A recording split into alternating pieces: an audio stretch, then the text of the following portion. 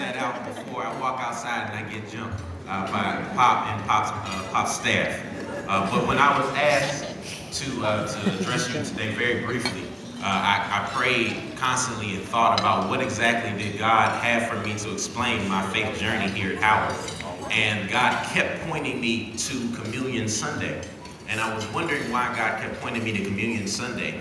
And God showed me Luke 22:19, where it says, when he took the bread, he gave thanks and then broke it and said, this is my body and do this in the remembrance of me. And I asked God, why is this something that I should be considering or thinking about in terms of the prayer breakfast? And then I had to think about my faith journey at Howard, and there's been times where I felt like the bread that was in Jesus' hands, where it's been broken, where it's been hurt, where it's been scarred. And it's one thing when the world breaks you, but when Jesus breaks you, it's just a whole different type of pain.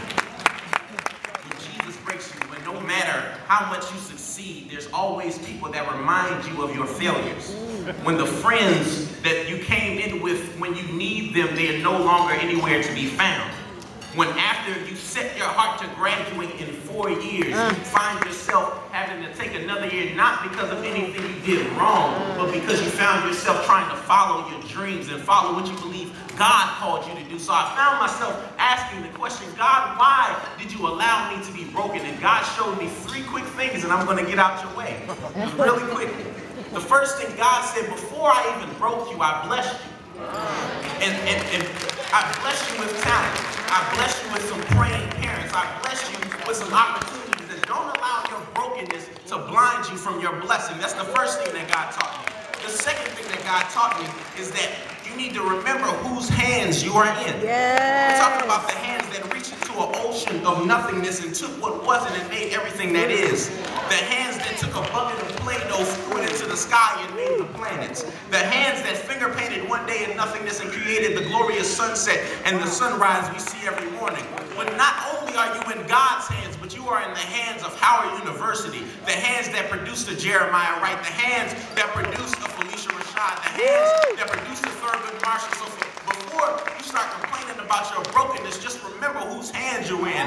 And the third thing that God taught me, and I'm going to take my seat because there's some trains coming in behind me. The third thing that God taught me is that you were broken to be a blessing.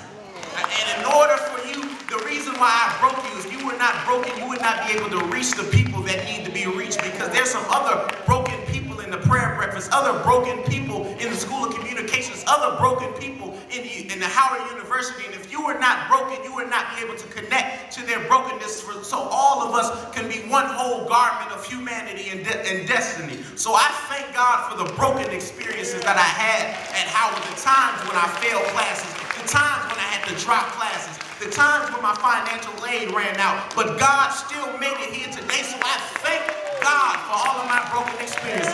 God bless.